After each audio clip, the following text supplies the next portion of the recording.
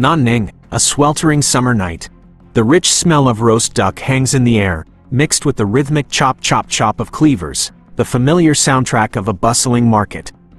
But have you ever wondered what horrifying secrets might be hiding beneath that crispy, golden brown duck skin? What happens when the familiar flames of the roasting oven are used not just to cook food, but to wipe a life off the map, to cover up an unforgivable crime?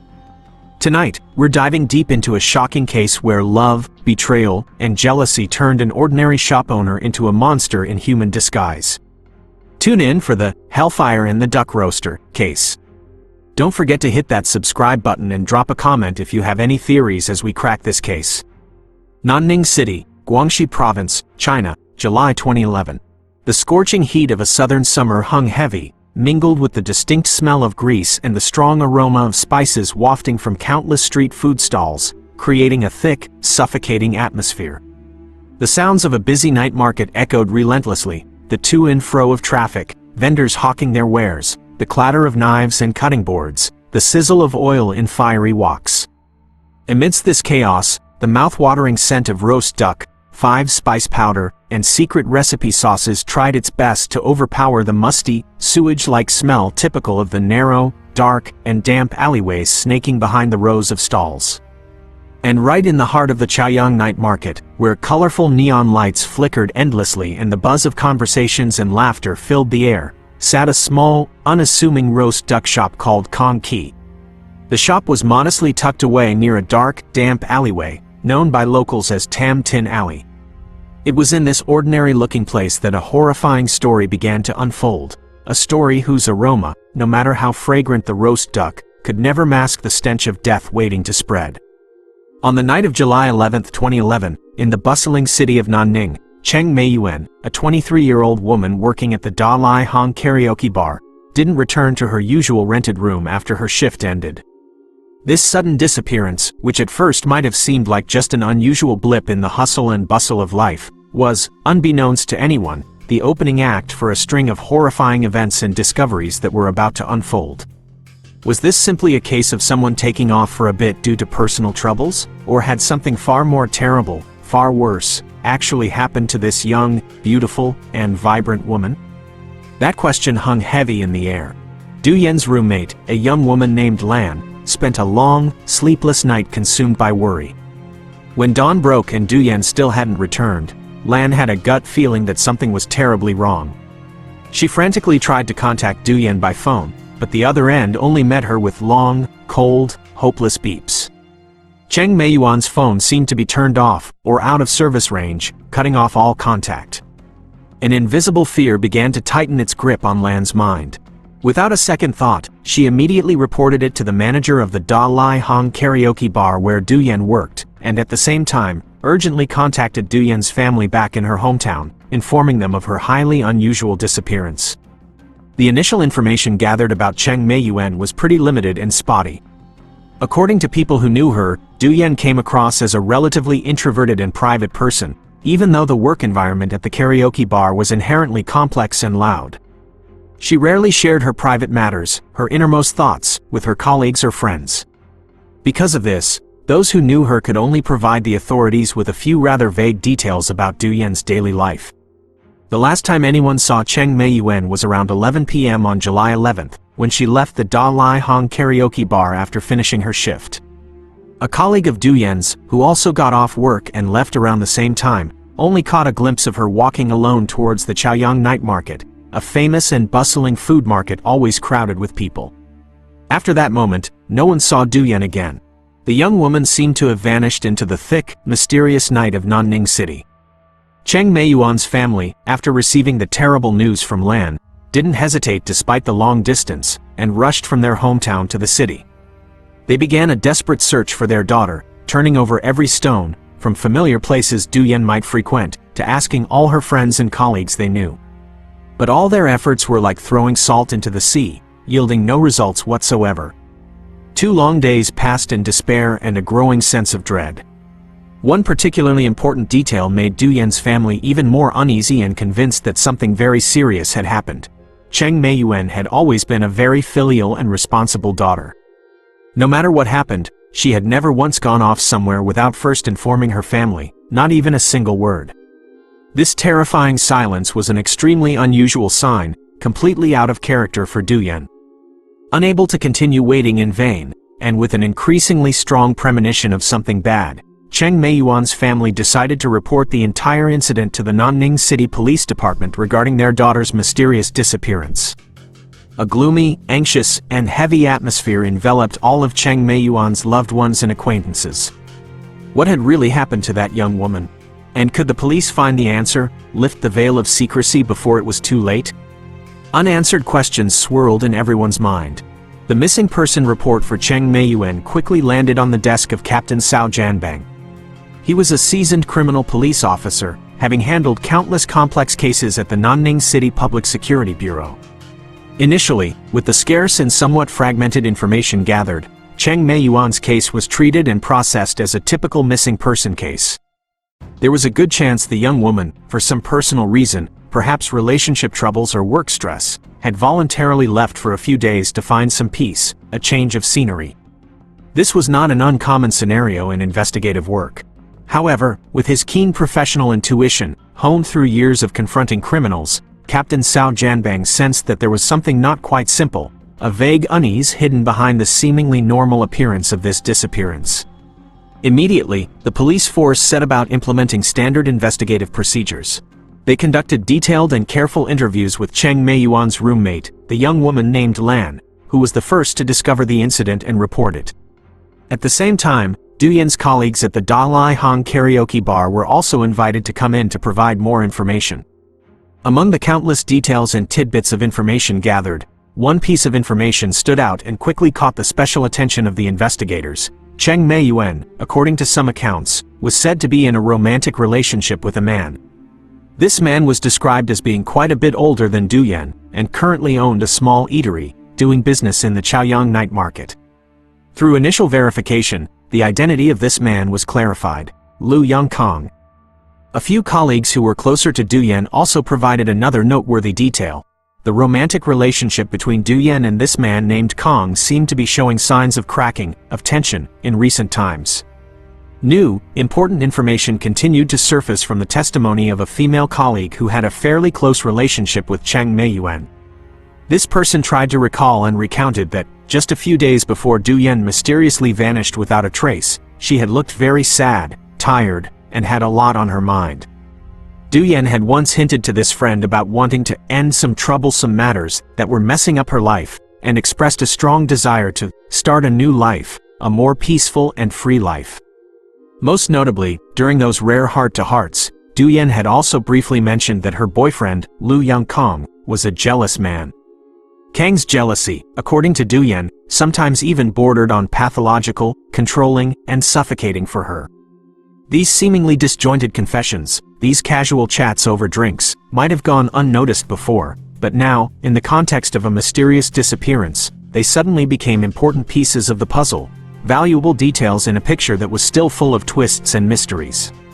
Captain Cao Jianbang, with his years of crime-solving experience and ability to analyze criminal psychology, began to feel a vague, but increasingly clear, suspicion forming in his mind.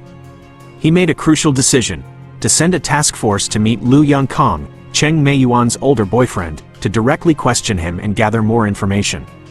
Did this man have any connection to the young woman's mysterious disappearance?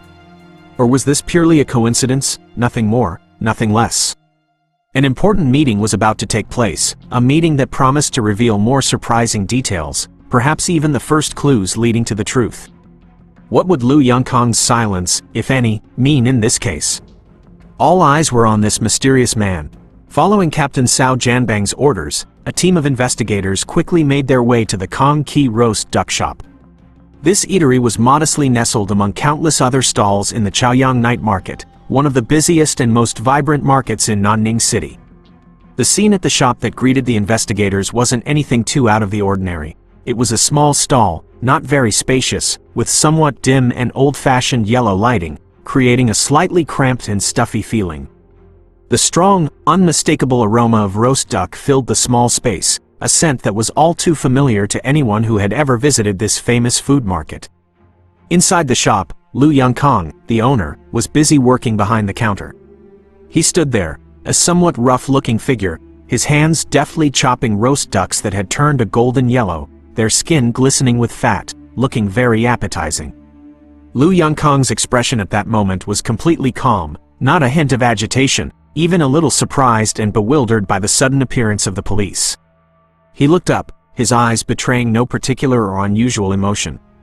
When questioned by the investigators about Cheng Meiyuan and her disappearance, Lu Yongkong didn't try to evade or deny the relationship between them. He frankly admitted to being romantically involved with the missing young woman. According to Kang's account, the last time he saw Cheng Meiyuan was on the afternoon of July 11th, the very day Du Yan's family and friends reported her missing. Kang said that on that afternoon, Du Yan had stopped by his roast duck shop for a short while, but didn't stay long.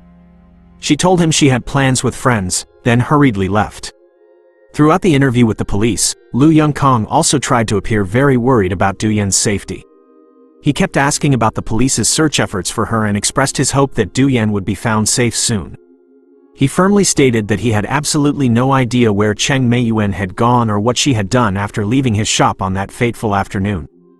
Kang's tone of voice while speaking was quite steady, seemingly sincere and cooperative, but the seasoned investigators, with their sharp professional eyes, still sensed something not entirely natural, a slight awkwardness in his demeanor.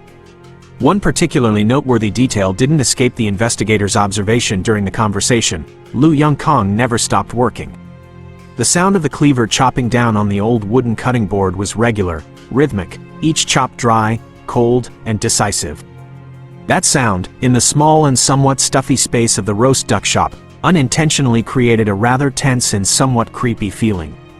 Lu Yongkong's eyes, despite his efforts to appear normal and cooperative, sometimes darted away, not daring to look directly at the investigators, especially when they pressed him further on the conflicts, the disagreements that might have occurred recently between him and Cheng Meiyuan. Kang adamantly denied being a jealous person, claiming it was just untrue rumors, malicious fabrications. Right at that moment, as the initial questioning was underway, a woman's figure suddenly emerged from the small house built connected to the roast duck shop space. It was Sun Lijun, Lu Yongkong's legal wife. Her face immediately showed obvious panic, shock, and some confusion when she saw the police talking to her husband right there at the shop. Sun Lijun's eyes only dared to meet the investigators for an extremely brief moment, then she quickly turned and scurried back inside the house, as if trying to escape something terrible, or not wanting to face the truth. This unusual, somewhat fearful and furtive action by Sun Lijun immediately drew special attention from the investigators present at the scene. Was this woman trying to hide some shocking secret? Was her sudden, suspicious appearance and disappearance a new key, an important clue in this mysterious disappearance case? New suspicions continued to arise. The unusual behavior and attitude of Sun Lijun, Lu Yongkong's wife, could not escape the sharp and experienced eyes of the investigators. They clearly noticed the confusion, panic, and a vague fear evident on her face and in her gestures when she unexpectedly encountered the police. Captain Cao Jianbang, after receiving a detailed report on the situation at the scene and Sun Lijun's suspicious behavior, immediately ordered that she be questioned separately to clarify the growing suspicions. Following their superior's orders, the investigators politely and tactfully requested a private conversation with Sun Lijun. Initially, upon receiving this request, she appeared extremely hesitant, fearful, and seemed to want to refuse. She hid behind a slightly ajar door, her voice stammering, broken, and stuttering, seemingly unwilling to interact with any strangers, especially those in police uniforms. It took quite a while for the investigators to patiently persuade and reassure her before Sun Lijun reluctantly agreed to talk. However, throughout the interview, she always maintained a certain distance from the investigators, her attitude wary and defensive. When questioned by investigators about the whereabouts of Cheng Meiyuan, the missing young woman, as well as the specific schedule of Lu Yongkong, her husband, on the night of July 11th, Sun Lijun gave a statement that seemed very firm and decisive. She asserted that on that fateful evening, her husband, Lu Yongkong, had been home all night with her and their young son. She emphasized repeatedly that Lu Yongkong had not stepped out of the house during that entire time. However, Sun Lijun's seemingly clear statement directly contradicted a small but extremely important detail that a close colleague of Cheng Meiyuan had provided to the police during an earlier interview. This colleague had recalled quite clearly that Cheng Meiyuan had hinted about intending to visit Lu Yongkong's roast duck shop on the evening of July 11th to talk frankly about something very important between them. This significant contradiction between the two pieces of information immediately became the focus of the investigators, hoping to find a loophole in Sun Lijun's testimony. When repeatedly and aggressively questioned by the investigators about the clear and contradictory differences in the information provided, Sun Lijun began to appear extremely flustered and visibly agitated. Her already weathered face turned even paler, her lips pressed tightly together as if trying to suppress something. Helpless tears began to stream down, welling up in the corners of her eyes, already deeply etched with crow's feet. She weakly repeated over and over that she didn't know anything, that her husband was a good, kind man, incapable of doing anything bad. Sun Lijun's panic escalated, making the atmosphere of the interview even more tense and heavy. While trying to explain in a stammering way and reassure herself, Sun Lijun accidentally blurted out a sentence full of hidden meaning and important information. She said that Miss Cheng Meiyuan was not a good person, that she had caused her husband a lot of suffering for a long time. This statement, though possibly uttered in a moment of extreme confusion and lack of control, unintentionally revealed an important truth, another side of the story: Sun Lijun's dissatisfaction, even a simmering hatred, towards the illicit affair between her husband and the young Cheng Meiyuan. This clearly showed that Sun Lijun was fully aware of her husband's secret affair, and perhaps she had silently endured that betrayal for a very long time, with suppressed negative emotions. Captain Cao Jianbang, after hearing a detailed report on the results of the interviews with both Lu Yongkong and Sun Lijun, felt that something was very wrong, very suspicious. The couple's statements had too many inconsistencies, didn't match up, and the attitude of both during the police interviews was very suspicious, showing many signs of concealment. He was convinced they were trying to hide some truth, some shocking secret related to Cheng Meiyuan's disappearance. Unwilling to let even the smallest clue slip by, Captain Cao Jianbang immediately ordered his subordinate detectives to begin covert surveillance of all activities at the Kong Qi roast duck shop, as well as the movements of Lu Yongkong and his wife, and the area around the shop. A silent, quiet but tense investigation began, hoping to soon find traces, however small, that could lead to the truth. Was a horrifying truth hiding right behind the old walls of that seemingly ordinary roast duck shop? Following direct orders from Captain Cao Jianbang, experienced criminal detectives quickly deployed covert surveillance on the Kong Qi roast duck shop. They divided into several teams, taking turns to closely monitor all movements of Lu Yongkong, the shop owner, and also recorded everyone who entered and left the shop throughout the day and night. However, after several days of continuous, patient, and careful surveillance, all business activities at Kong Qi still proceeded completely normally, with no suspicious or unusual signs detected. Lu Yongkong still regularly opened the shop early every morning, diligently prepared ingredients, roasted ducks himself, chopped them, and sold them to regular customers as well as passers-by. His expression remained the same, gruff, quiet, and cold as usual, betraying no signs of anxiety, restlessness, or fear. It seemed as if the mysterious disappearance of his young lover, Cheng Meiyuan, hadn't caused any disturbance or impact on his daily life or business. He still appeared completely calm, as if nothing serious had happened. While the direct surveillance of Lu Yongkong and the Kong Qi shop hadn't yielded any significant breakthroughs, unexpected and crucial information came from a completely different source, one that no one initially suspected. A neighbor, whose house was near Tam Tin Alley, a small alley right behind the Kong Qi roast duck shop, complained to the neighborhood management committee about a nuisance. Tam Tin Alley was known to be very deserted, dark, and damp, rarely used by people. It was mainly used as a side passage or a place for some businesses in the market to dump their daily waste. This neighbor reported that for the past few days, consistently late at night, when the Chaoyang night market had quieted down and most other stalls had closed for the night, a very strange, strong, and extremely unpleasant burnt smell would emanate from the back of the Kong Qi roast duck shop. This smell, according to the neighbor's description, was completely different from the characteristic aroma of roast duck or the 5-spice powder they were used to smelling daily from Kong Qi. It had a somewhat acrid, pungent, and even nauseating quality, making it difficult to breathe for anyone who accidentally inhaled it. What was particularly noteworthy was that this unusual burnt smell only appeared very late at night, usually after midnight, and lasted continuously for several hours, then disappeared as dawn approached. The information from the neighbor, though initially considered just a common complaint about environmental hygiene and air pollution in the residential area, was carefully recorded by the Neighborhood Management Committee. And coincidentally, this information was later reported to the local police force in charge of the area, including those involved in the investigation of Cheng Meiyuan's disappearance. When this information reached Captain Cao Jianbang's ears, he immediately sensed something very suspicious, an anomaly that couldn't be ignored. The detail about the strange, burnt smell, appearing regularly at night from behind a roast duck shop whose owner was suspected in a mysterious disappearance, certainly couldn't be a mere coincidence. A sense of unease, a vague premonition of something bad, began to rise strongly in the mind of the battle-hardened police captain. Did the acrid, unpleasant, and mysterious burnt smell that the neighbor described in detail have any connection, however indirect, to the traceless disappearance of the young Cheng Meiyuan? Was Lu Yongkong secretly and furtively carrying out some shady, illegal activity behind his roast duck shop at times when no one was paying attention, under the cover of darkness?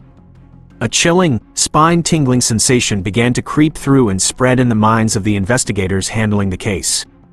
The veil of secrecy seemed to be slowly revealing its first cracks, but what lay hidden behind it could be far more horrifying and terrible than anything they could imagine. The investigation began to take important new directions, focusing more on clarifying the unusual activities at the Kong Ki roast duck shop, especially during the quiet late-night hours. Faced with increasingly suspicious and convoluted signs, Captain Cao Jianbang determined it was time to dig deeper into Lu Yongkong's personal history, upbringing, and past relationships.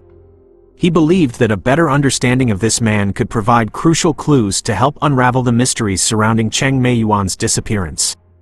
Immediately, a team of experienced investigators was assigned a special task: to gather all possible information about Lu Yongkong, from his hometown roots, his journey to the city to start a business, to his social and romantic relationships, and any significant events in his life.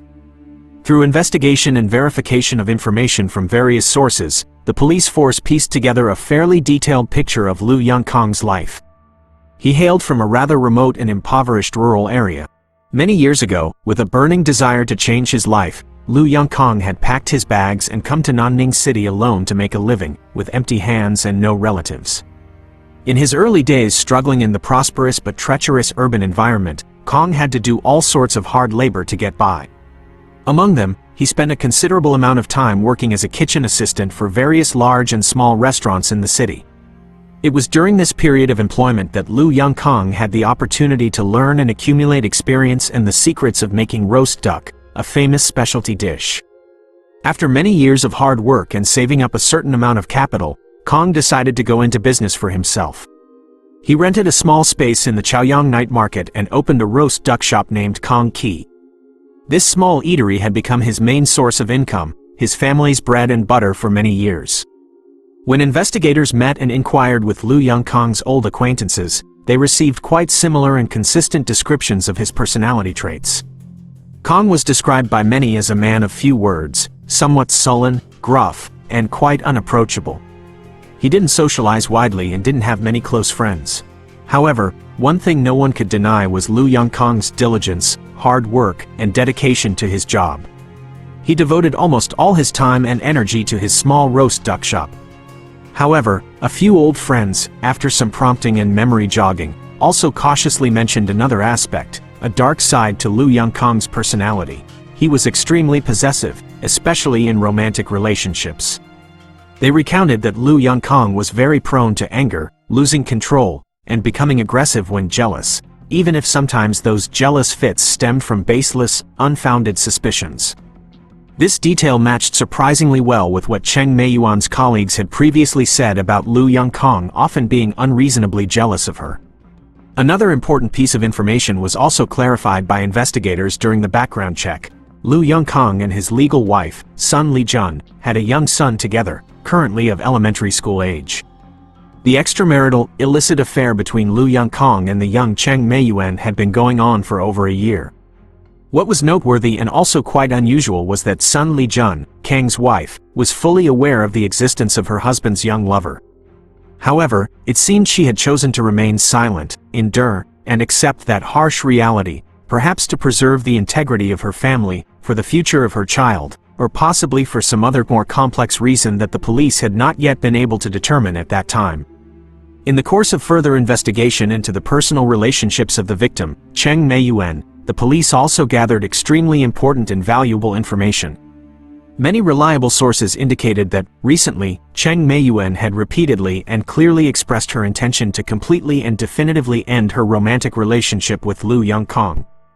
The main reason given was that she could no longer tolerate his increasingly controlling, domineering, and unreasonably, even pathologically, jealous nature. Cheng Meiyuan felt extremely suffocated, tired, and wanted to find a way out, a release.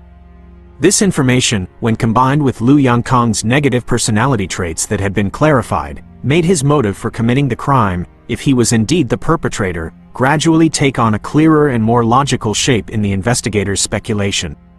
Was Cheng Meiyuan's resolute demand for a breakup the last straw that broke the camel's back, unleashing the ferocious, brutal beast that had always lurked within Lu Yongkang? This question became increasingly urgent and needed an answer soon. All the valuable information gathered about Lu Yongkang's complex past, his peculiar personality traits, along with the suspicious detail about the strange, unpleasant burnt smell emanating from behind the Kong Qi roast duck shop during the quiet late-night hours, increasingly reinforced Captain Cao Jianbang's initial suspicions. He believed that the most important clue in this mysterious disappearance case might be hidden right at the Kong Qi roast duck shop, especially in the area where the duck roasting oven was located and the small, damp courtyard behind it, where the dark Tam Tin alley ran past. However, at this point, the police still didn't have enough concrete, clear, and solid evidence to obtain an official search warrant from the prosecutor's office according to due process. All further actions needed to be calculated and carried out with extreme caution and skill to avoid startling the snake in the grass, which could make the suspect wary and try to destroy evidence or dispose of incriminating items if any. Captain Cao Jianbang, after much deliberation and consideration, decided that a way had to be found to more thoroughly inspect this suspicious area secretly, without arousing any attention or suspicion. A sophisticated approach plan, requiring cleverness and high adaptability, was quickly drawn up. He decided to dispatch 2 seasoned criminal detectives, those with good disguise skills and who had performed many similar tasks, to pose as city environmental sanitation workers. Their specific task was to conduct a routine inspection of the drainage sewer system and collect household waste in Tam Tin Alley, the alley located right behind and connected to the Kong Qi roast duck shop. The main purpose of this plan was to allow the detectives to approach and observe the area behind the shop more closely, especially around the location of the large metal roasting oven, without arousing any suspicion from Lu Yongkang or the residents and businesses in the surrounding area. Under the perfect cover of diligent sanitation workers, the 2 detectives carefully and skillfully approached the assigned area. Tam Tin Alley appeared before them as a rather damp, dark space, emitting the characteristic stench of long stagnant household waste and a poorly maintained, clogged sewer system. While carrying out their sanitation work, they paid special attention to the small courtyard behind the Kong Qi roast duck shop. This was where the metal roasting oven was located, an oven stained by time, covered in black smoke and grease after many years of use. Upon closer observation, the detectives noticed a very unusual detail. Near the roasting oven, there were several large sacks, looking quite new, discarded rather carelessly and hastily. When they conducted a preliminary check inside these suspicious sacks, they discovered they were filled with a type of fine, dark gray ash and some small bone fragments that had been burned almost to charcoal. What was noteworthy and particularly attention-grabbing was that, even with a cursory glance from a professional eye, these bone fragments didn't quite resemble duck bones or the bones of other common poultry that one usually sees during food preparation. They had a slightly different size and shape, difficult to identify. In addition, another detail also quickly caught the special attention of the detectives. The cement floor around the roasting oven and the entire small courtyard behind the Kong Qi shop showed clear signs that it had been scrubbed very thoroughly, even excessively, only recently. Although whoever did this had tried their best to hide all traces, there were still lingering damp patches that hadn't completely dried and a faint, acrid smell of cleaning detergent in the air, trying to mask the musty smell and the characteristic smoky odor of the area. It seemed someone had tried very hard to erase some extremely important trace, evidence that couldn't be exposed. What were those mysterious charred bone fragments found inside those sacks really? Why was the ground around the roasting ovens scrubbed so thoroughly and suspiciously? The initial suspicion, which was just a vague guess, now began to transform into a horrifying dread, a bad feeling about some terrible truth that might be cleverly concealed. The detectives immediately used professional methods to secretly report all these important findings to Captain Sao Janbang. A pivotal decision in the case was about to be made. The atmosphere became extremely tense. All the important and highly unusual findings from the two detectives operating under the guise of environmental sanitation workers in Tam Tin Alley, behind the Kong Kee Roast Duck Shop, immediately made the working atmosphere throughout the investigation team more tense and urgent than ever. In particular, the detail about the charred bone fragments, with a shape and size not entirely consistent with duck or common poultry bones, raised a terrifying suspicion, a gruesome hypothesis that no one dared to voice.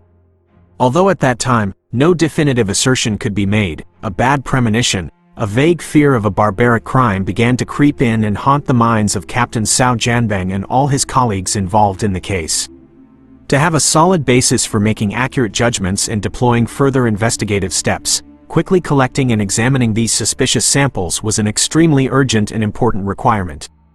However, as there was still no official search warrant from the competent authority, all actions by the police force had to be carried out with utmost secrecy, discretion, and caution, avoiding any loopholes that could alert the suspect. Aware of this, the detectives were ordered to secretly return to Tam Tin Alley at the quietest time of day, usually at dawn or midday when few people were around. They quickly and skillfully collected a small amount of ash samples and a few representative bone fragments from the suspicious sacks discovered earlier. The quantity of samples collected was not large, but it was enough for experts to conduct an initial preliminary examination. These precious samples were immediately carefully sealed and transferred to the forensic examination room of the Nanning City Public Security Bureau as quickly as possible. Although everyone understood that these samples were collected not entirely in accordance with standard legal procedures, due to the special circumstances of the case, the seriousness and urgency of the matter required an examination result as quickly as possible. Without any delay, top forensic experts immediately began the analysis. They worked with great care, meticulousness, and high concentration, separating each tiny bone fragment from the pitch-black ash, hoping to find an answer. Just a few hours later, the initial preliminary examination results were reported directly to Captain Sao Janbang. The information provided by the forensic experts was truly shocking, far beyond anything the investigators could have imagined or predicted. Some of the bone fragments found in the samples, after careful analysis of their size, microstructure, and anatomical morphology, showed characteristics entirely consistent with human bones. More specifically, they were very small bone fragments, similar in shape to the phalanges of fingers, toes, or other flat bones of the human body. All these bone fragments had been burned at a very high temperature, for a long period, making them extremely brittle, fragile, and severely deformed. Although this was only the initial preliminary examination result, not the final conclusion, its authenticity was assessed by experts as very high, with almost no doubt remaining. This deeply shocking information left Captain Sao Janbang and the entire special investigation team directly in charge of the mysterious disappearance of the young Cheng Meiyuan feeling extremely stunned, horrified, and outraged. If these tiny, charred bone fragments were indeed human bones, what did that mean? Did it have any connection to Cheng Meiyuan's traceless disappearance? All suspicion now was no longer vague, unfounded speculation, but almost entirely, and certainly, focused on Lu Yankong, the roast duck shop owner, and especially on his familiar, old roasting oven. The oven, used daily to create delicious, appetizing dishes, now risked becoming the tool of a barbaric crime, a hell on earth. There was no more hesitation or delay. Captain Sao Janbang understood that time was running out, and all actions needed to be carried out quickly and decisively. He immediately ordered the relevant professional departments to urgently complete all necessary procedures to apply for an emergency search warrant for the Kong Kee Roast Duck Shop and the private residence of Lu Yankong and his wife, Sun Li Jun. A direct confrontation, a decisive search, was about to take place. The atmosphere in the investigation team's office became as tense as a drawn bowstring. Everyone held their breath, waiting for the moment the truth would be exposed. The dark, thick curtain concealing the heinous crime was about to be completely lifted. The emergency search warrant for the Kong Key roast duck shop and the private residence of Lu Yongkong and his wife was quickly approved by the Nanning City People's Procuratorate. This decision was made based on the preliminary but extremely convincing evidence collected by the police, as well as the particularly serious nature and clear signs of a criminal offense in the case. A tense, urgent atmosphere enveloped the entire investigation team. All plans and strategies for the search were prepared with utmost care, detail, and caution to ensure maximum seizure of important evidence and to prevent any errors.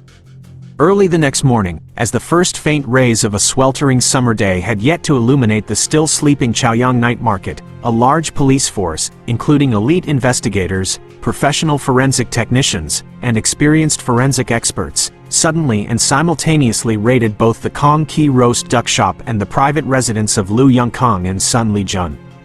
The house was connected to the eatery, separated only by a small back door. Lu Yongkong and Sun Lijun, still drowsy after a long night, were completely caught off guard and unable to react to the sudden and massive police presence. They didn't have time for any significant reaction. Both husband and wife were quickly subdued by the authorities and detained for further investigation and important subsequent interrogations. The search at the Kong Key roast duck shop was conducted by investigators with extreme meticulousness, caution, and without overlooking even the smallest detail.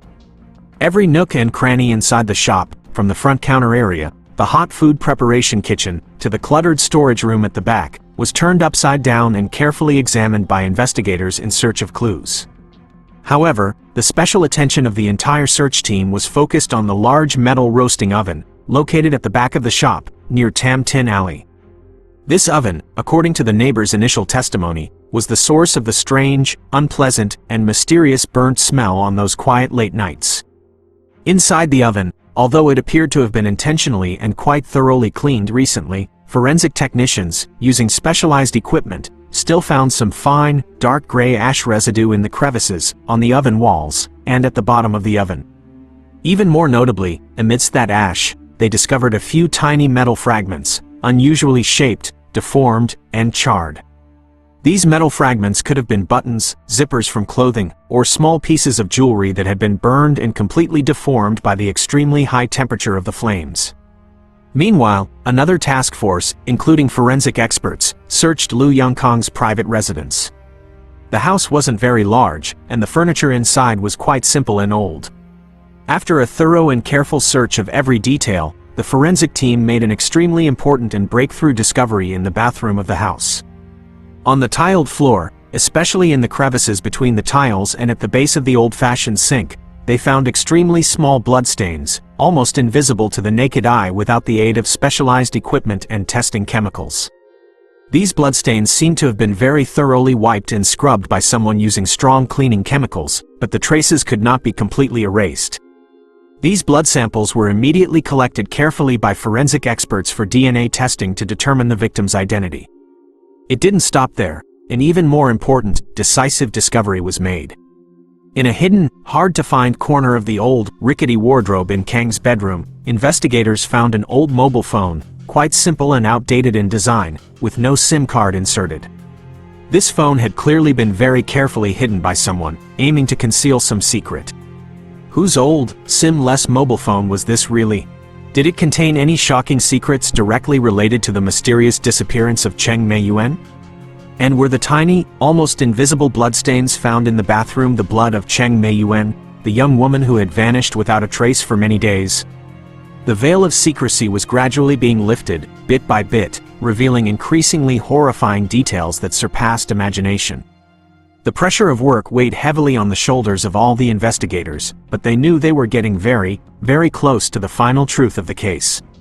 The old mobile phone, with no SIM card inside, found cleverly hidden in Lu Yongkong's wardrobe, immediately became one of the most crucial pieces of evidence in the ongoing investigation. All hopes of finding any clue, however small, about the true fate of Cheng Meiyuan, the mysteriously missing young woman, now rested on this small but potentially revealing electronic device. The best forensic technicians from the Nanning City Public Security Bureau were assigned the urgent task of examining, analyzing, and attempting to recover all possible data from this phone, knowing it would be no easy feat. After many hours of diligent, careful work and the application of numerous complex, modern technical measures, the experts finally achieved success.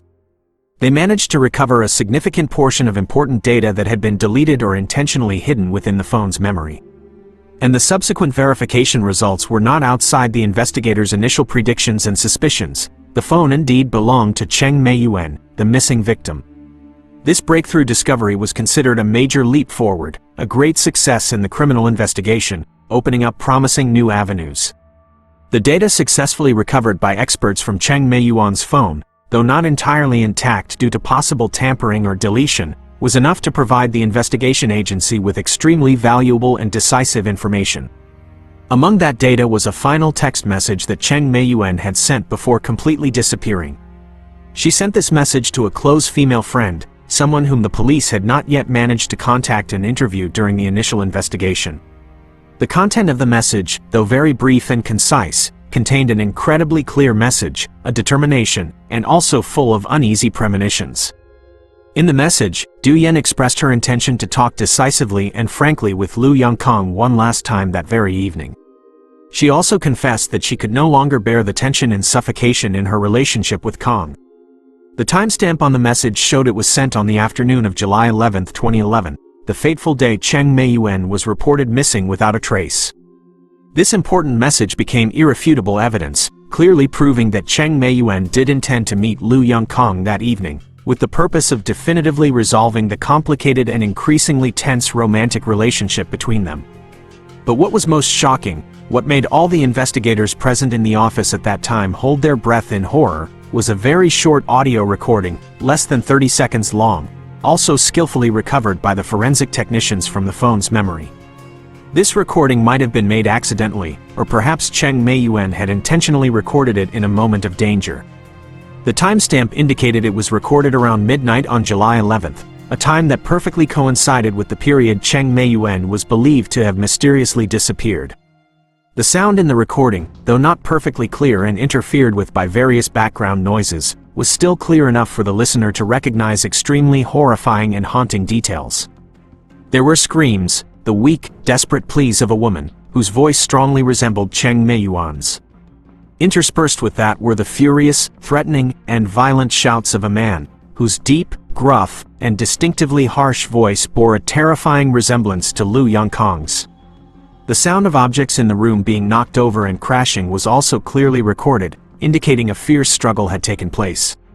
And then, that short but dramatic recording ended abruptly with a blood-curdling scream, full of pain and despair from the woman, followed by an eerie silence, a silence that signaled the worst.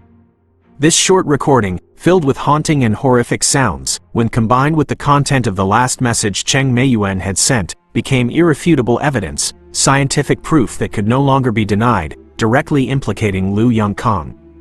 He would no longer have any chance to continue to be evasive, deny his guilt, or justify his actions.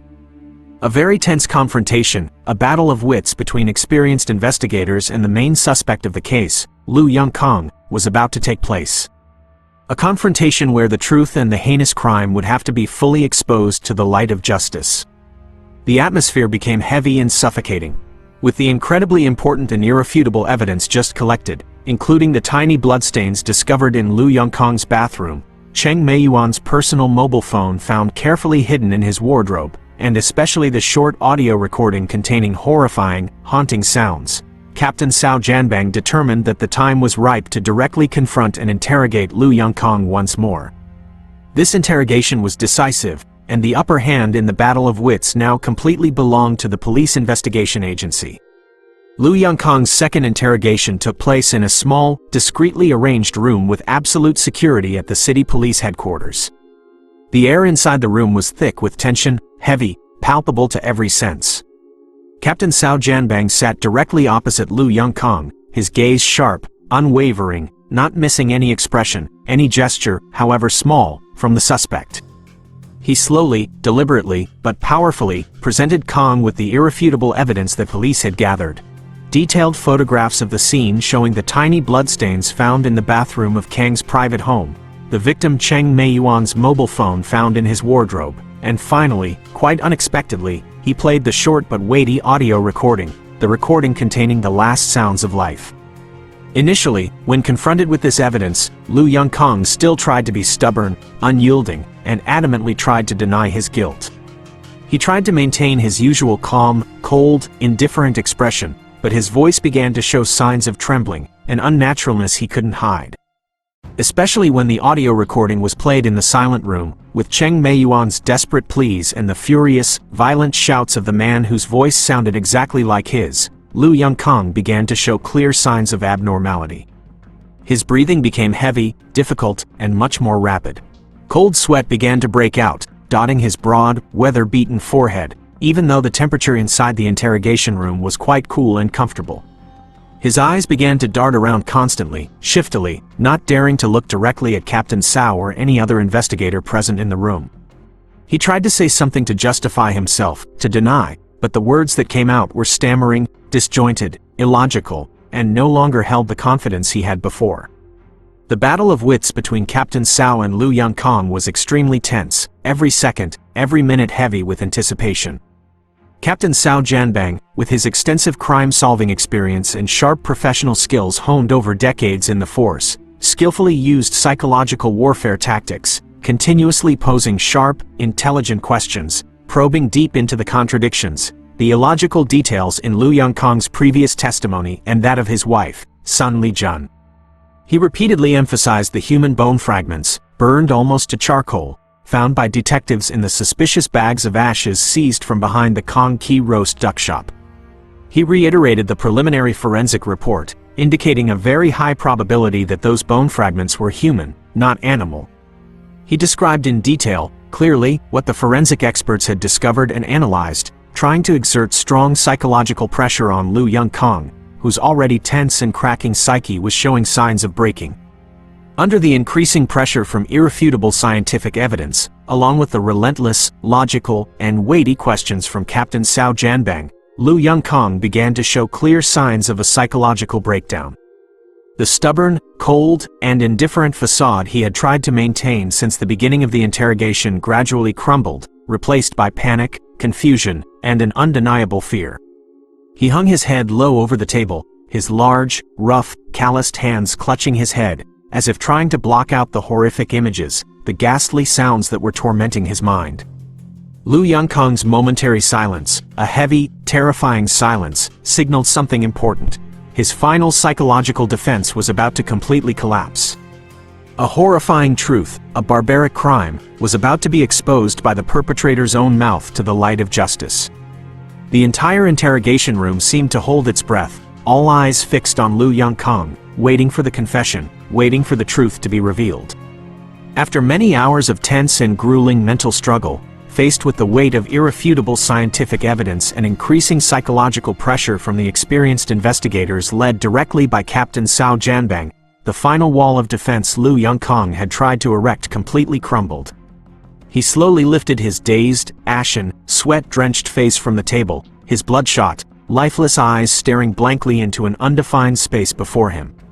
Finally, in a hoarse, weak, and trembling voice that seemed about to break, Lu Yongkang began to utter his first words, confessing to his entire heinous crime.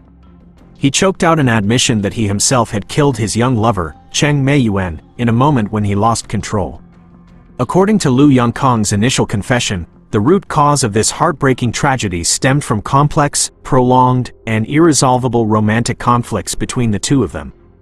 On the fateful evening of July 11, 2011, perfectly matching the content of the last message Cheng Meiyuan had sent to her close friend before disappearing, she had gone to the Kong Qi roast duck shop to meet Lu Yongkang directly. The main purpose of this meeting, as Duyan had confided to her friend, was to talk frankly, decisively, and break up with Kong once and for all.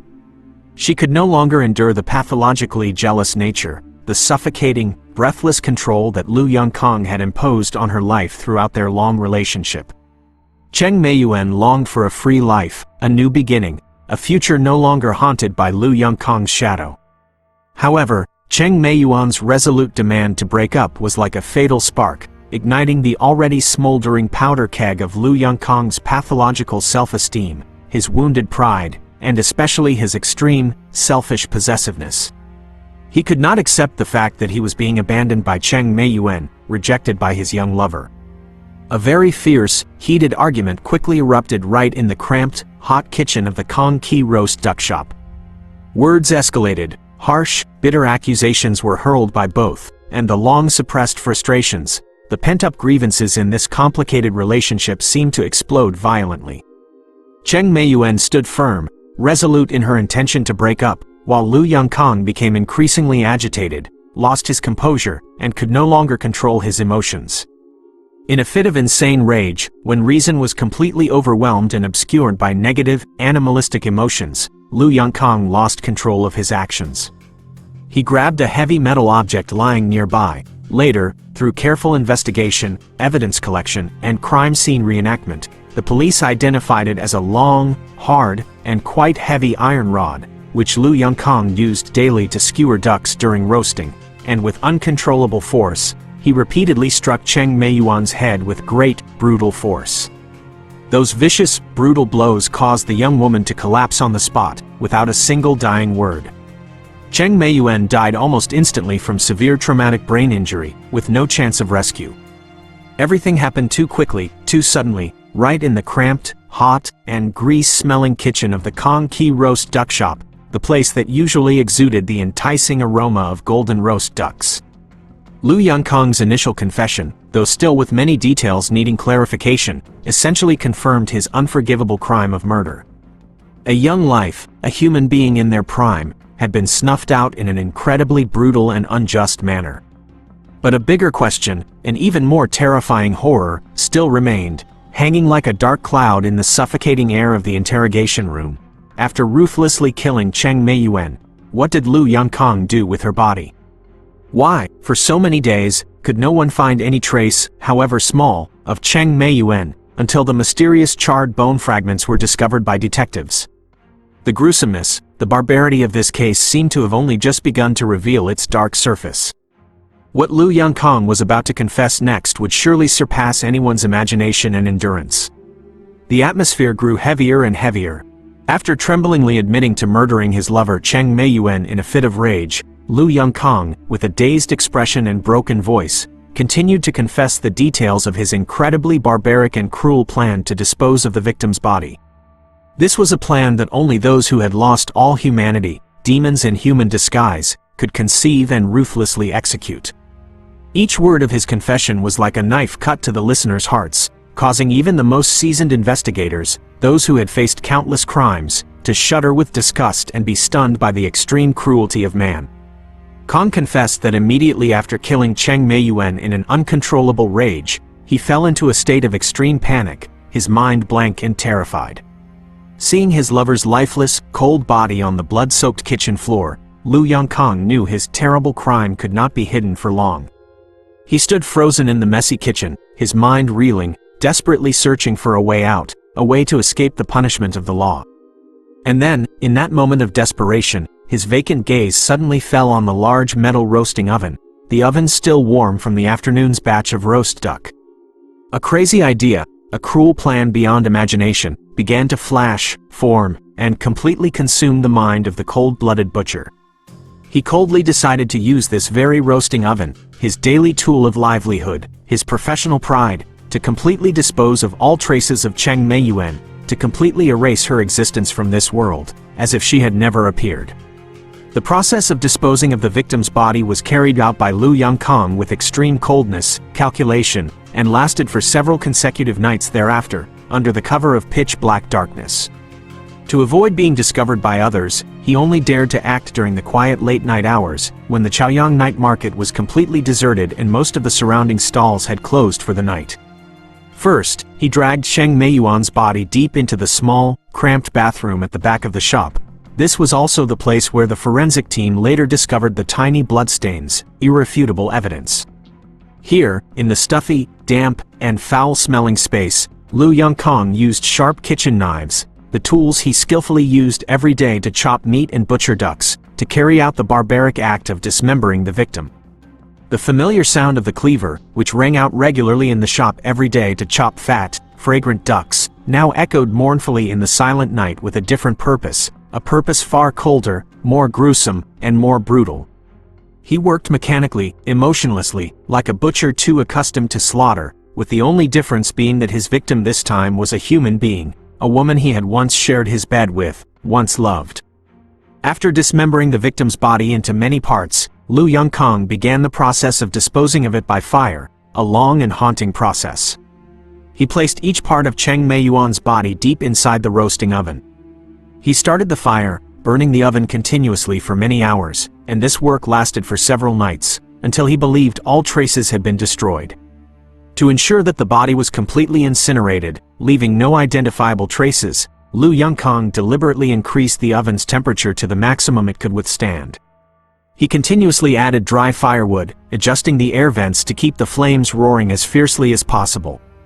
The ferocious flames in the oven blazed, turning the roasting oven, once used to create delicious food, into a hell on earth, a miniature inferno, incinerating all traces of a human life, a young life.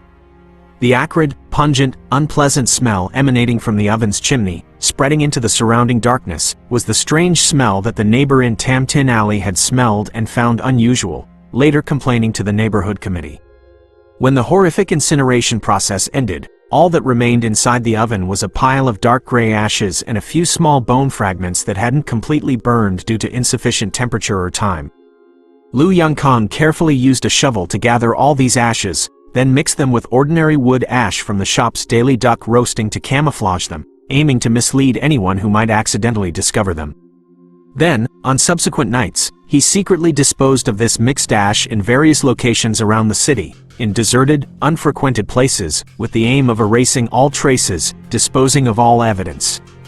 Part of that ash was put into old sacks and carelessly discarded in Tam Tin Alley right behind the shop, and these were the sacks containing the horrifying evidence that the detectives discovered during their covert surveillance. Lu Yongkang's detailed confession of every barbaric act revealed the full, horrifying, and terrible truth behind the mysterious and unjust disappearance of the young Cheng Meiyuan. His crime was unforgivable, far exceeding all limits of humanity. However, another question, a new twist, unexpectedly arose in the investigators' minds. Sun Lijun, Lu Yongkang's legal wife, the woman who always appeared weak, fearful, and submissive, was she really completely innocent, unaware of anything in this earth-shattering case? Or had she also played some role, however small, in concealing her husband's crime, or even colluding? A new knot appeared, demanding to be untangled by investigators as soon as possible. After Lu Yongkang, under the pressure of irrefutable evidence, had completely bowed his head in guilt and confessed in detail his entire act of murder, dismemberment, and disposal of his lover Cheng Meiyuan's body in an extremely barbaric and cruel manner, investigators immediately re-interrogated Sun Lijun, his legal wife. This time, when faced directly with her own husband's clear, detailed, and undeniable confession, along with the solid scientific evidence painstakingly collected by the police, Sun Lijun could no longer maintain her feigned composure, or the fear and hesitation she had shown in previous interviews. She completely broke down. Belated tears began to stream down her already weathered face, deeply etched with the marks of time and private sorrows. And then, unable to hold back any longer, she began to sob, crying without making a sound. The truth from Sun Lijun's side, though still with many things needing clarification, also gradually came to light through her tear-filled testimony.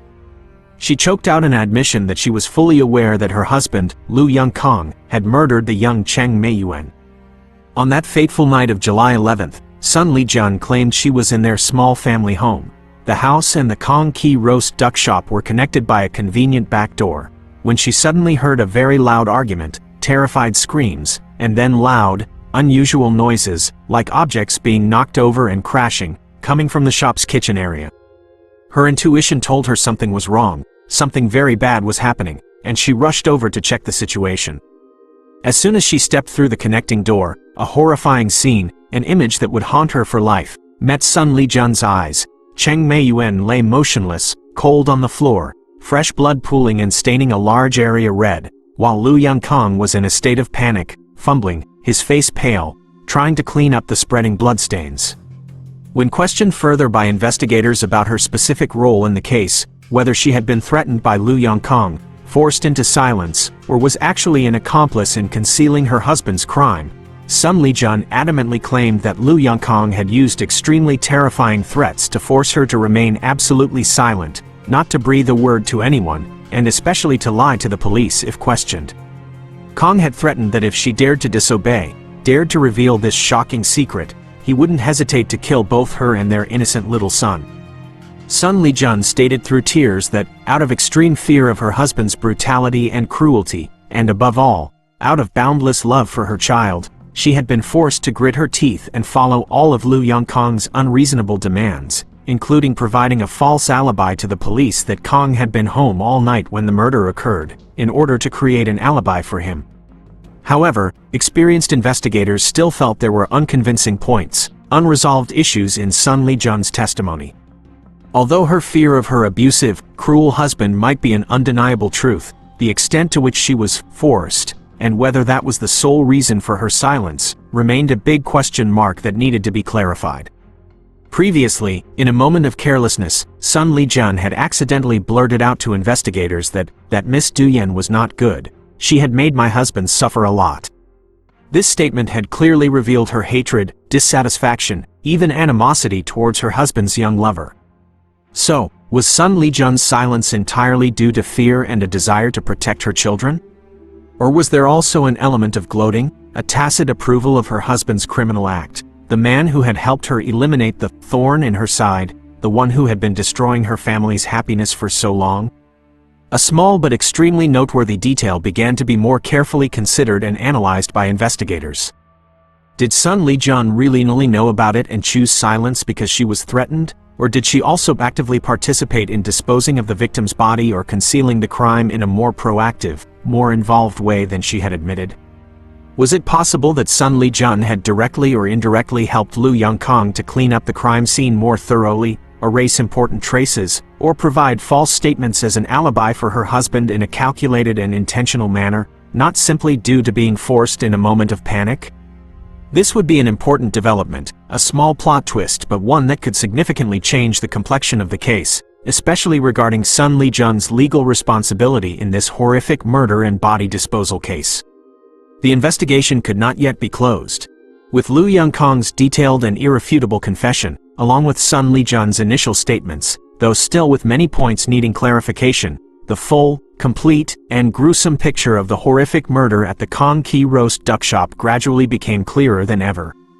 However, to firmly consolidate the case file, ensure no detail, however small, was overlooked, and reach the most accurate final conclusion, the police continued to carry out many more important and necessary professional measures. First, and one of the most crucial steps, the police organized a reenactment of the crime scene. This reenactment was conducted based on Lu Yongkang's detailed and specific testimony about the process of committing the crime. He was taken back to the Kong Ki Roast Duck Shop, the very place where he had ruthlessly committed his heinous crime. Under the close supervision of investigators, prosecutors, and top forensic experts, Lu Yongkang had to reenact his entire criminal behavior, from the moment the fierce argument with the victim Cheng Meiyuan occurred, to the act of brutally murdering her, and finally the process of dismembering the victim and using the roasting oven to incinerate the body for disposal.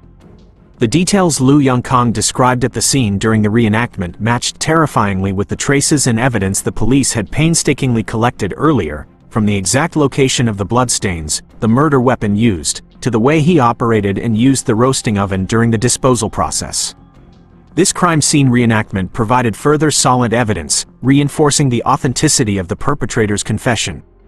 Parallel to the crime scene reenactment, forensic examination activities also continued to be intensified and carried out urgently.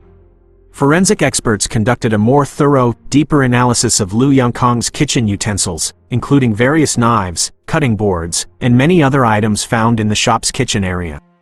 Although Lu Yongkang had tried very hard to wash and scrub these items very thoroughly after committing the crime, aiming to erase all traces, with modern forensic technology and the dedication of the experts, they still found extremely small, almost invisible DNA traces of the victim Cheng Meiyuan remaining on the sharp knife blades, in the crevices of the old wooden cutting board.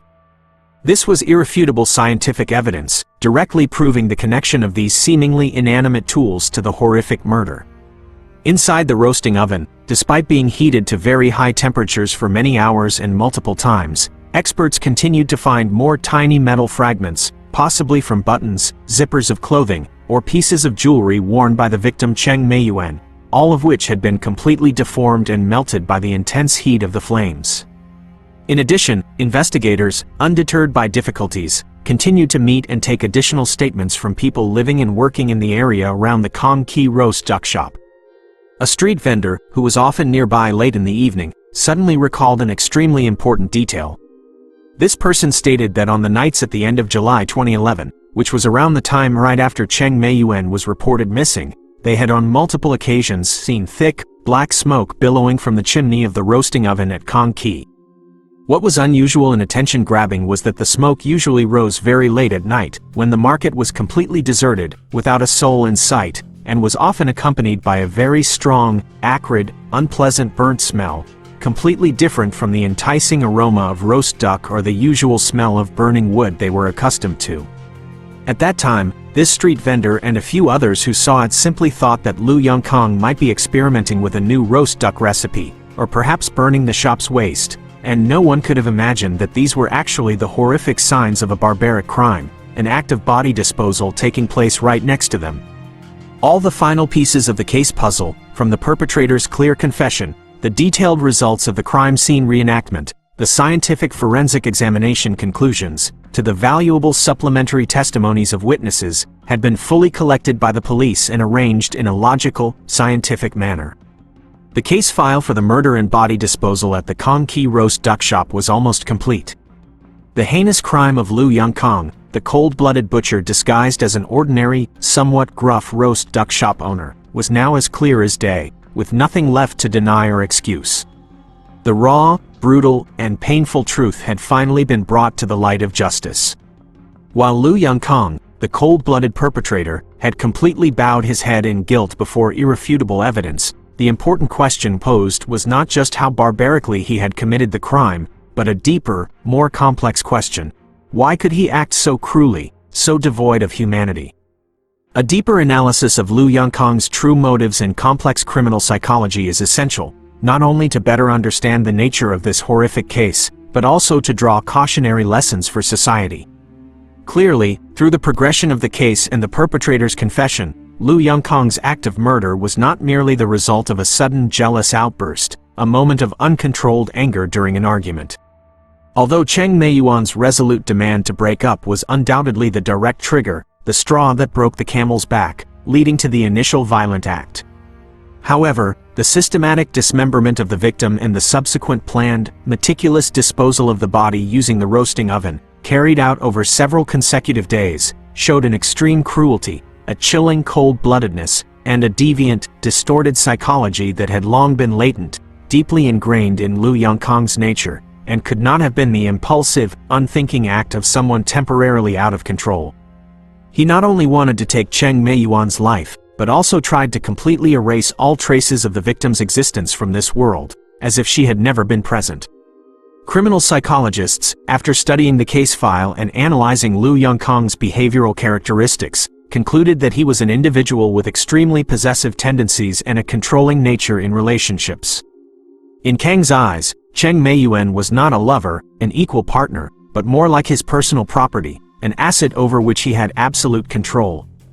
Cheng Meiyuan's desire to break up, to escape his grip and control, had severely bruised his pathological ego, his selfish pride, and the sense of absolute power he always wanted to impose on his lover.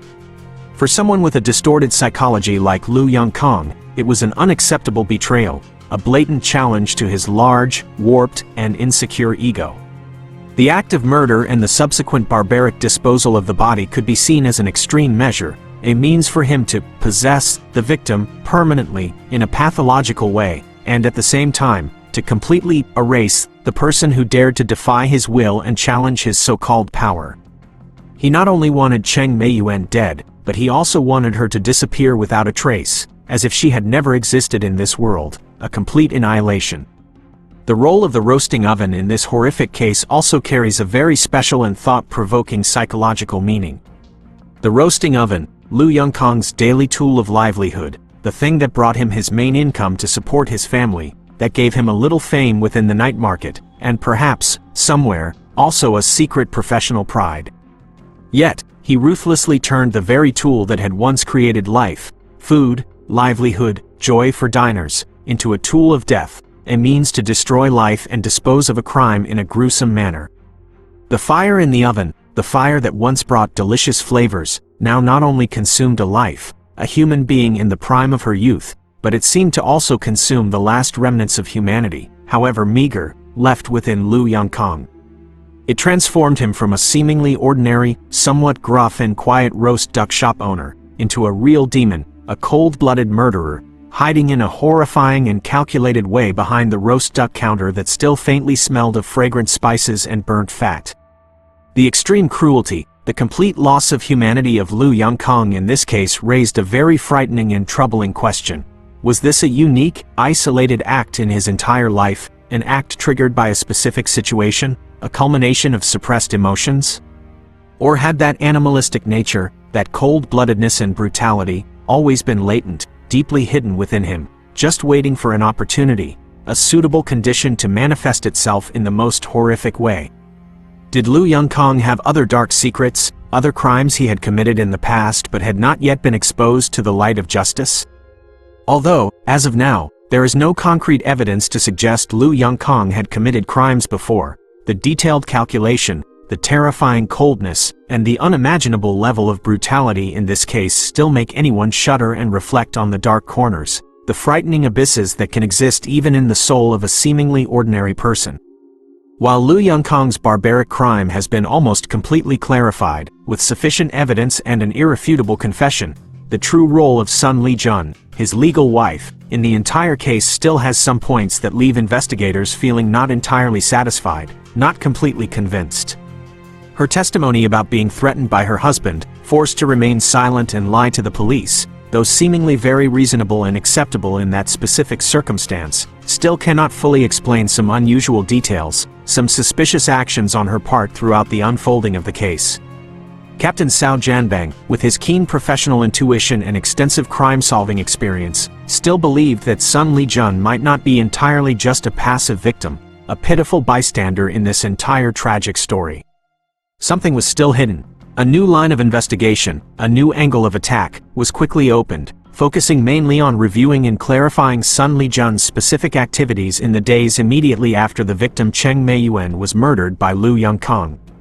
The best criminal detectives were dispatched, silently reviewing all security camera systems installed at shops, residential areas, and routes near the Kong Ki roast duck shop and the private residence of Lu Yongkang and his wife. And not outside Captain Cao's predictions and expectations, an extremely important detail, an unmissable clue, was discovered by the detectives. The security camera system of a small grocery store, located not far from the Kong Ki roast duck shop, had recorded a very noteworthy image. On a late afternoon, about 3 days after Cheng Meiyuan was reported missing, Sun Lijun went to this grocery store alone. What was noteworthy was that she bought a rather large and unusual quantity of strong cleaning chemicals, including many bottles of concentrated Javel water and many packages of specialized scouring powder, the kind typically used to remove stubborn stains. The amount of chemicals Sun Lijun bought that day clearly far exceeded the normal usage needs of an ordinary family.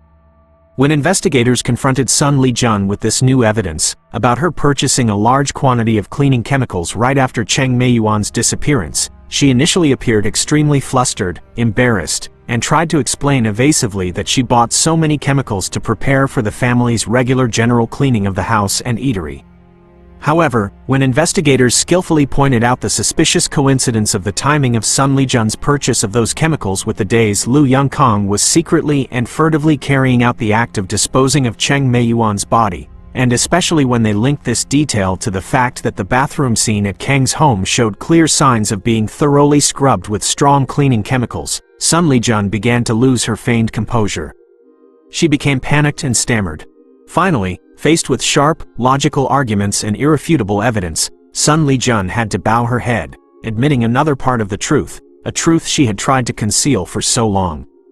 She confessed through tears that, after knowing full well that her husband, Lu Yongkang, had murdered the young Cheng Meiyuan, and after witnessing the horrific scene of Lu Yongkang frantically trying to clean up the bloodstains at the scene, she had not merely remained silent out of fear as she initially claimed. In the following days, while Lu Yongkang was carrying out the act of disposing of the victim's body using the roasting oven, Sun Lijun, though not directly involved in that barbaric and gruesome process, had proactively gone alone to buy strong cleaning chemicals to bring home, with the purpose of helping her husband more thoroughly clean up the crime scene, especially the bathroom and kitchen areas, in an attempt to erase all blood traces and other evidence that might remain and incriminate her husband. This action by Sun Lijun clearly showed that she was not merely forced or acting out of fear, but had actively participated, albeit indirectly, in concealing her husband's crime with full intent and premeditation. The hatred and resentment towards the victim Cheng Meiyuan, whom she considered the one who had destroyed her family's happiness, along with her long-suppressed frustration, were perhaps the factors that motivated her to act in such a way, and inadvertently, made her an accomplice, an accessory in helping Lu Yongkang cover up his heinous crime. This unexpected development, while not changing the nature of Lu Yongkang's murder charge, significantly altered Sun Lijun's role and legal responsibility in the entire case. She could no longer be considered merely a witness, a passive bystander, but had become a suspect with charges of concealing a crime, and could even be prosecuted for criminal liability as an accomplice to a certain extent, depending on the results of the investigation and subsequent trial. The truth, once again, showed that it is always more complex and multi-layered than one might initially imagine. And in this horrific case, Sun Lijun's suspicious silence and belated tears concealed a darker truth, a much more active role than she tried to portray. The shocking detail about Sun Lijun proactively purchasing a large quantity of strong cleaning chemicals to aid Lu Yongkang in cleaning up and erasing traces at the crime scene became an incredibly important turning point, an indispensable link in clarifying the specific roles and responsibilities of each individual involved in this horrific murder case. Investigators quickly concentrated their forces, urgently consolidating further evidence directly related to this new and surprising development. The detailed purchase receipt from the grocery store where Sun Lijun bought those chemicals was seized and added to the case file. Along with that, the testimony of the grocery store owner was also carefully recorded, clearly confirming that Sun Lijun had come to buy a large and unusual quantity of strong cleaning chemicals on that exact day. Forensic experts, after re-examining the crime scene and related evidence, also provided a scientific assessment that the thorough cleaning of the crime scene with such strong chemicals clearly indicated intent, a careful calculation in the attempt to erase all traces and dispose of evidence, not a random or unintentional act. When faced directly with irrefutable evidence, and realizing there was no way out for them, both Lu Yongkang and Sun Lijun finally had to completely bow their heads, giving their final statements, admitting their entire criminal behavior and the specific role each played. Lu Yongkang, with a dazed, desperate expression and no vitality left, once again recounted in detail, clearly, the entire process of how he committed the crime, from the moment the heated argument with the victim Cheng Meiyuan occurred, to the act of brutally murdering her, and finally the process of dismembering the victim and using the roasting oven to incinerate the body for disposal. This time, he no longer tried to hide, excuse, or justify any of his actions. Meanwhile, Sun Lijun, amidst belated tears and constant trembling, also had to painfully admit that she knew very well about her husband's crime of murder, had no intention of reporting the incident to the police, and even proactively assisted her husband in concealing the crime and erasing important traces at the scene. She tried to explain that her actions were partly due to extreme fear of Lu Yongkang's brutality and threats, and partly because she wanted to protect the integrity of her family and the future of her innocent young son.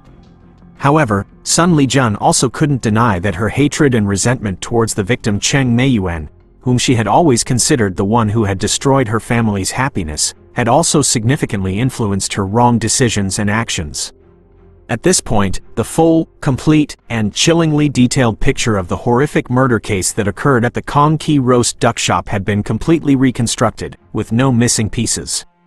We have journeyed together through a challenging and arduous investigation. From the first moment Cheng Meiyuan was reported missing without a trace, the initially seemingly hopeless search efforts, the growing suspicion that eventually focused on Lu Yongkang, the gruesome and haunting discoveries of the strange burnt smell in the dark night and the mysterious bone fragments found, to the fateful, pivotal search, the irrefutable scientific evidence presented, the utterly chilling confession of the cold-blooded murderer, and finally, the surprising revelation of the complicity, the aiding and abetting role of the seemingly submissive wife. We have witnessed the important turning points of the investigation, from the initially very vague, fragmented clues until the raw, brutal, and painful truth was fully exposed to the light of justice. With all the scientific evidence, the irrefutable material evidence carefully collected, along with the detailed and complete confessions of both Lu Yongkang and Sun Lijun, the case file was essentially finalized. The crime they had committed was crystal clear, beyond any doubt. However, one final question, a decisive question, still lingered, hanging heavy in the air of truth. What kind of sentence awaited these perpetrators? Would justice be fully, fairly, and appropriately served, to somewhat compensate for the unjust death of the victim Cheng Meiyuan, and to somewhat alleviate the immense pain tormenting her family?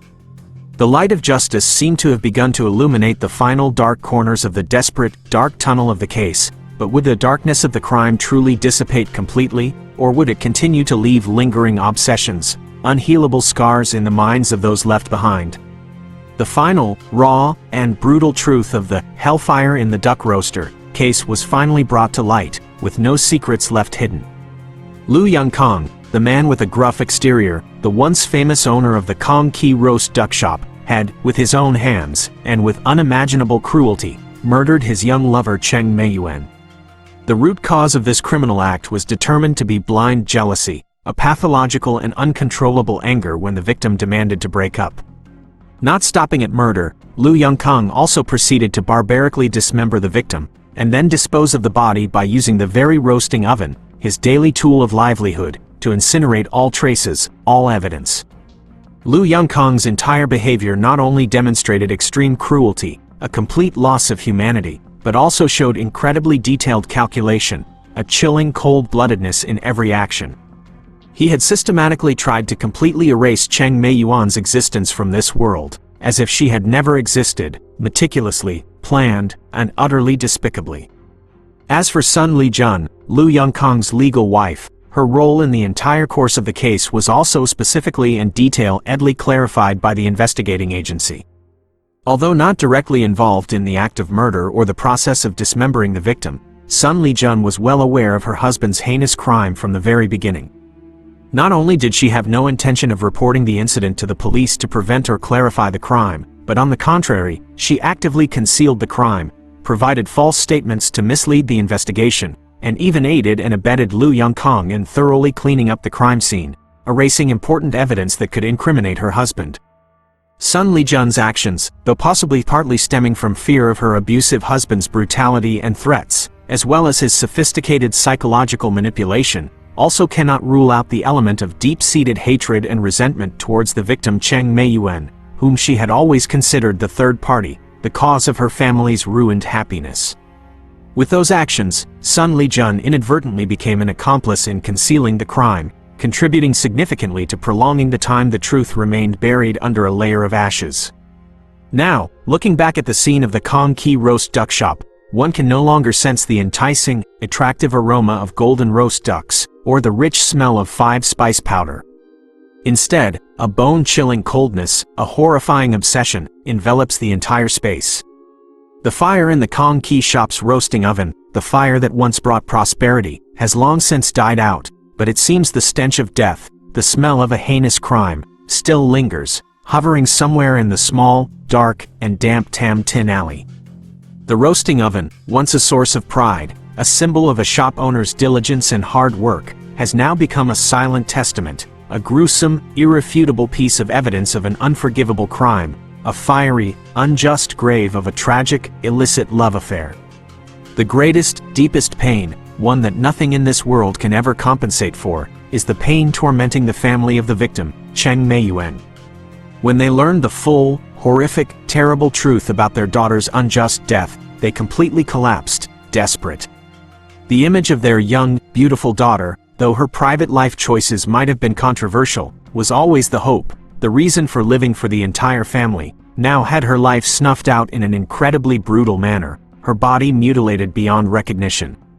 The pain of losing a child, the extreme resentment at the unforgivable cruelty of the perpetrator, will remain an unhealable wound in their hearts, tormenting their souls forever after. No sentence, however severe, can truly alleviate this immense loss. The case also caused a strong shockwave, a wave of outrage and fear in the local public opinion. The people living and doing business in the Chaoyang night market, those who regularly passed by the Kong Ki roast duck shop, even the regular customers who had bought roast duck from Lu Yongkong, all felt extremely shocked, stunned, scared, and couldn't believe that such a barbaric crime, such an act devoid of humanity, could happen right next to them, committed by someone they had always considered a seemingly ordinary, somewhat gruff and quiet shop owner. The Kong Ki roast duck shop was later completely sealed off by the authorities, becoming a haunted place, a cold and haunting reminder of the fragile, easily broken boundary between good and evil, between a human being and a demon in human disguise. The fate of the perpetrators, Lu Yongkong and Sun Lijun, will soon be justly determined by the law. But will those sentences be heavy enough to completely close this dark, tragic chapter? The answer, perhaps, still hangs in the balance. After an extremely thorough investigation, the collection of irrefutable scientific evidence, and public, tense trial sessions that lasted for many days, justice was finally served with strictness. The trial panel of the Nanning City People's Court, after comprehensively and carefully reviewing the entire case file, considering all aggravating and mitigating circumstances, as well as fully listening to the evidence presented and the testimonies of the defendants and relevant witnesses, delivered the final verdict, a verdict that was met with public agreement and support. Lu Yongkong, the mastermind and direct perpetrator of the criminal act, charged with murder committed in a particularly brutal manner, with premeditation, and with the act of barbarically disposing of the victim's body to conceal the crime, was sentenced by the Nanning City People's Court to the highest, strictest penalty under the law, death. This sentence was considered entirely commensurate with the horrific, inhumane crimes he had committed, a fitting punishment for the one who had ruthlessly taken the life of the young Cheng Meiyuan and caused irreparable pain to the victim's family and outrage to society as a whole. As for Sun Lijun, Lu Yongkong's legal wife, charged with concealing a crime and failure to report a crime, after considering the relevant circumstances, was sentenced by the court to 5 years in prison. This sentence was also carefully considered by the trial panel, taking into account factors such as the degree of participation in the criminal act, the sincerity of her confession during the investigation and at trial, though perhaps belated, as well as the defendant's specific family circumstances, especially having a young child to care for. The gavel of justice finally came down forcefully and decisively. The death sentence for Lu Yongkong is the highest punishment the law can impose, but will his death truly fully alleviate the pain still simmering, aching in the hearts of those left behind, especially the family of the victim Cheng Meiyuan? Or is it merely a necessary action to close a dark chapter, a criminal record soaked in blood and tears in the archives of the judiciary, to deter and prevent future crimes in society? The Hellfire in the Duck Roaster case has left us, the living, with countless deep reflections, concerns, and even unforgettable obsessions about the complex nature of human beings. It has clearly shown us that blind jealousy, pathological possessiveness, and extreme selfishness can push a person, an individual who seems very ordinary, beyond all limits of morality and law, turning them into a real demon, in human disguise. This case is also a profound warning about the fragile, easily broken boundary between good and evil, about how a diligent, hard-working, quiet roast duck shop owner, who still smiled while serving customers every day, could harbor within him a terrifyingly dark soul, an unimaginable brutality. The image of the roasting oven, from a very familiar, everyday culinary object, has now become a symbol of horror, an obsession difficult to erase from the mind of anyone who knows about this case. It serves as a cold reminder that, sometimes, the most horrific crimes, the most inhumane acts can lurk in the most unexpected places, behind the most seemingly ordinary, everyday facades, and even be committed using the most familiar tools and means in our daily lives. This case has also raised big questions, pressing unresolved issues about the silent victims of domestic violence, of excessive control and psychological manipulation in complex romantic relationships. Could Cheng Meiyuan have had a different outcome? Could she have escaped this heartbreaking tragedy if she had received help, more timely intervention from those around her, or if society had more effective, stronger protection mechanisms for vulnerable women, victims suffering in toxic, high-risk relationships? The Lu Yongkang case has officially closed on the paper records of the legal authorities, but the painful, haunting echoes from that fateful roasting oven in Nanning City that year will resonate forever in our minds. It is like a cold and bitter reminder that the fire of crime can erupt from the darkest corners, the deepest abysses of the human soul, but the fire of justice, though at times it may seem to flicker weakly before the darkness, will eventually burn strongly, illuminate, and consume the darkness of crime, restoring peace, fairness, though perhaps belatedly, to the souls that had to depart unjustly. Thanks for tuning in to the story of Hellfire in the Duck Roaster. Don't forget to subscribe and share if you found this story thought-provoking. Catch you in the next case file, where we'll continue to uncover hidden truths and learn valuable lessons from the multifaceted world of crime.